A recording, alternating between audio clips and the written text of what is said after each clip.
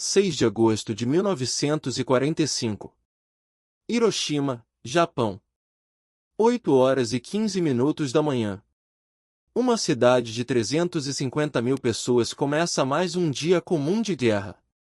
Crianças vão para a escola. Trabalhadores abrem lojas. Bondes percorrem as ruas. Ninguém olha para o céu. 43 segundos depois que o bombardeiro Enola Gay solta sua carga, uma luz mais brilhante do que 1000 sóis rasga o horizonte. Em um único segundo, a temperatura no epicentro atinge 4.000 graus Celsius. Em 10 segundos, 80 mil pessoas estão mortas. As sombras de seres humanos são gravadas permanentemente no concreto, tudo o que resta de pessoas que estavam vivas um momento antes. 3 dias depois, uma segunda bomba cai sobre Nagasaki. E o mundo nunca mais é o mesmo. A humanidade havia descoberto como destruir a si mesma. Completamente. Mas e se essa descoberta nunca tivesse acontecido? E se Einstein nunca tivesse escrito a carta? Se Oppenheimer nunca tivesse liderado o projeto? Se a física nuclear tivesse tomado outro caminho? O mundo seria mais seguro? Ou apenas mais violento de formas diferentes? E se a bomba atômica nunca tivesse sido inventada? O Projeto Manhattan foi o maior esforço científico e industrial da história até aquele momento. Mais de 130 mil pessoas trabalhando em segredo absoluto. 2 bilhões de dólares gastos, o equivalente a 30 bilhões hoje. Instalações espalhadas por todo o território americano. E no centro de tudo, uma equipe de físicos geniais, muitos deles refugiados que fugiram da Europa nazista, que sabiam exatamente o que estavam construindo. Oppenheimer, ao ver o primeiro teste nuclear bem-sucedido no deserto do Novo México, sussurrou uma frase do texto sagrado hindu Bhagavad Gita: "Agora me tornei a morte, o destruidor dos mundos." Onde a história poderia ter mudado? Em vários pontos. Se Hitler não tivesse perseguido os judeus, e com eles expulsado os melhores físicos da Europa, a Alemanha teria construído a bomba primeiro. Muito provavelmente em 1943 ou 1944. Se Einstein tivesse hesitado em assinar a carta que alertou Roosevelt sobre a possibilidade da arma, o programa americano talvez nunca tivesse começado a tempo. Ou então, e se a comunidade científica global tivesse se recusado coletivamente a construir a arma?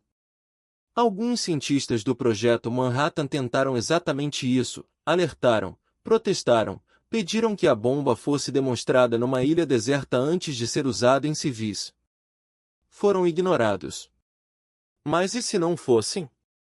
Esta é a parte mais desconfortável dessa história alternativa. Sem a bomba atômica, como a Segunda Guerra Mundial terminaria? Os planejadores militares americanos tinham uma resposta: a Operação Dollfall. A maior invasão anfíbia da história, maior que o dia D na Normandia. Prevista para novembro de 1945, com 767 mil soldados americanos desembarcando nas praias de Kyushu, a ilha sul do Japão. As estimativas de baixas eram aterrorizantes. O governo americano mandou fabricar 500 mil medalhas Purple Heart, dadas a soldados feridos ou mortos em combate, antecipando as perdas da invasão. Do lado japonês, o governo havia distribuído lanças de bambu para civis e treinado crianças e idosos para resistir até a morte. A filosofia do Bushido, morrer com honra em vez de se render, estava sendo aplicada a toda uma nação. Projeções conservadoras estimavam entre 250 mil e 1 milhão de mortes americanas. Projeções japonesas, entre 5 e 10 milhões de mortes civis e militares. Sem a bomba, a guerra terminaria em 1946 ou 1947, com um rio de sangue que tornaria Hiroshima e Nagasaki pequenas diante da devastação total. Esta é a crueldade da história. A arma mais destrutiva já criada pode ter, no curto prazo, salvo mais vidas do que custou. Mas o longo prazo é onde a história fica verdadeiramente complicada. Aqui está o paradoxo mais perturbador de toda essa história. Desde 1945, nenhuma guerra foi travada diretamente entre grandes potências. Estados Unidos e União Soviética jamais se enfrentaram num campo de batalha. Por quê? Pela bomba. O conceito que manteve a paz chama-se MAD, em inglês, Mutual Assured Destruction. Destruição mútua garantida. Um acrônimo que em inglês significa louco, e é exatamente isso. A lógica é insana, mas funciona. Se você me atacar com armas nucleares, eu te destruo completamente antes de morrer. Resultado: nenhum dos dois sobrevive. Logo, nenhum dos dois ataca. Numa terra sem bomba atômica, esse equilíbrio do terror não existe. Estados Unidos e União Soviética têm exércitos convencionais colossais, ideologias radicalmente opostas e ambições territoriais que colidem em todos os continentes. Sem a bomba para segurar as mãos dos dois lados, a Guerra da Coreia não termina no empate negociado. Ela escala. A crise dos mísseis de Cuba, que em outubro de 1962 colocou o mundo a 13 dias de uma guerra nuclear, numa terra sem bomba, torna-se uma guerra convencional real, no quintal dos Estados Unidos. E a Terceira Guerra Mundial, que na nossa linha do tempo foi evitada por décadas de equilíbrio nuclear, nesse mundo sem bomba, provavelmente acontece. Não uma vez. Talvez várias. Meados dos anos 1950. Berlim. As tropas soviéticas cruzam a fronteira da Alemanha Oriental em direção ao Ocidente. Sem a ameaça nuclear para conter Stalin, que em nossa linha do tempo morreu sabendo que os Estados Unidos podiam destruir Moscou em horas, a União Soviética decide testar até onde pode ir. A resposta, sem a bomba, é muito longe. O exército soviético em 1950 era o maior do mundo em número de soldados e tanques. Sem deterrência nuclear, sua superioridade em guerra terrestre na Europa seria esmagadora. A OTAN responderia. Uma guerra convencional de escala gigantesca se espalharia pela Europa Central. Sem a opção nuclear, as potências recorreriam ao que tinham: armas químicas, bombardeios de saturação, guerra de atrito total. A Europa, que já havia sido destruída 2 vezes em 30 anos, seria destruída uma terceira vez. E desta vez, sem a bomba como linha final de dissuasão, não haveria garantia de que um lado pararia antes de tentar o extermínio total do outro. O século XX, já o mais violento da história humana, seria ainda mais sangrento. Muito mais. Mas nem tudo seria mais sombrio num mundo sem bomba atômica. Porque a física nuclear não é apenas destruição. A mesma ciência que criou a bomba criou também a energia nuclear, que hoje responde por cerca de 10% da eletricidade global, sem emissão de CO2. Criou a radioterapia, que salva milhões de vidas por ano no tratamento do câncer. Criou a ressonância magnética, que permite diagnósticos que antes eram impossíveis. Criou a datação por carbono 14, que nos permite saber com precisão a idade de fósseis, artefatos históricos e civilizações antigas. Criou o detector de fumaça, presente em praticamente todos os edifícios do mundo, e que usa uma pequena quantidade de material radioativo para salvar vidas. Num mundo onde a física nuclear nunca foi desenvolvida para fins militares, todas essas aplicações também não existiriam, ou chegariam com décadas de atraso. Os pacientes de câncer que hoje são curados por radioterapia não seriam curados. As usinas nucleares que hoje geram energia limpa não existiriam, e a dependência de combustíveis fósseis seria ainda maior. A mudança climática, já grave na nossa linha do tempo, seria ainda mais acelerada. O átomo, sem a bomba, talvez nunca tivesse sido explorado em toda sua profundidade. E o mundo pagaria esse preço de formas silenciosas e invisíveis. Aqui está algo que a maioria das pessoas não sabe. A corrida espacial foi um subproduto direto da corrida nuclear. Os foguetes que levaram o Sputnik ao espaço e Neil Armstrong à Lua descenderam diretamente dos mísseis balísticos intercontinentais, criados para entregar ogivas nucleares a alvos do outro lado do planeta. Sem a bomba nuclear como motivação, o investimento colossal em tecnologia de foguetes provavelmente não teria acontecido, pelo menos não naquela velocidade. Numa Terra sem bomba, o Sputnik talvez fosse lançado nos anos 1970, não em 1957. A Lua talvez fosse pisada nos anos 1990, não em 1969. E as missões ao espaço profundo, as sondas Voyager, que hoje estão além dos limites do Sistema Solar, poderiam ainda estar no papel.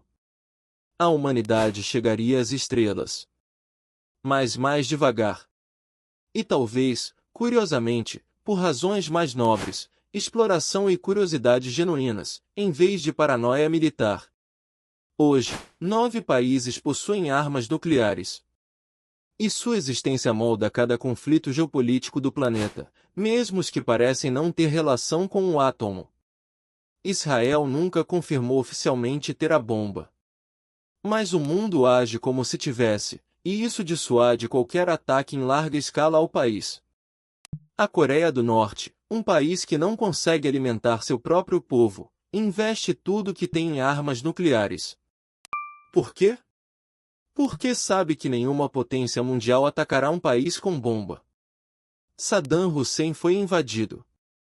Muammar Gaddafi foi derrubado. Kim Jong-un continua no poder. A diferença entre eles?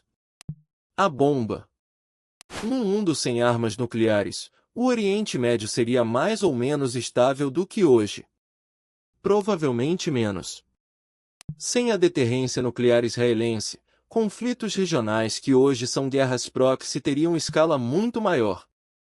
Sem a bomba como carta final na manga, potências regionais precisariam de exércitos convencionais ainda maiores, e os conflitos que travam seriam ainda mais devastadores. A bomba não trouxe paz, mas trouxe um certo tipo de paralisia calculada que, em muitos casos, impediu o pior. Então, como seria o mundo em 2026, numa linha do tempo sem bomba atômica? Provavelmente mais guerras. Mais guerras convencionais, mais destruição de cidades, mais mortes em combate. A Europa talvez tivesse sido palco de um terceiro, ou mesmo quarto, grande conflito no século XX. O mapa político seria radicalmente diferente. Países que existem hoje poderiam não existir. Fronteiras que consideramos permanentes teriam sido redesenhadas pelo fogo convencional. A tecnologia médica estaria décadas atrás, sem radioterapia, sem ressonância magnética, sem muitos dos instrumentos que a física nuclear tornou possíveis. A matriz energética seria ainda mais dependente de petróleo e carvão. A crise climática, ainda mais aguda. Mas também, sem Hiroshima. Sem Nagasaki. Sem as 200.000 mortes instantâneas e os milhares que morreram de câncer nas décadas seguintes. Sem o medo constante que uma geração inteira cresceu sentindo, o medo de que um erro de cálculo pudesse acabar com a espécie humana numa tarde de terça-feira. Sem crianças americanas fazendo exercícios de agachar e se cobrir nas escolas.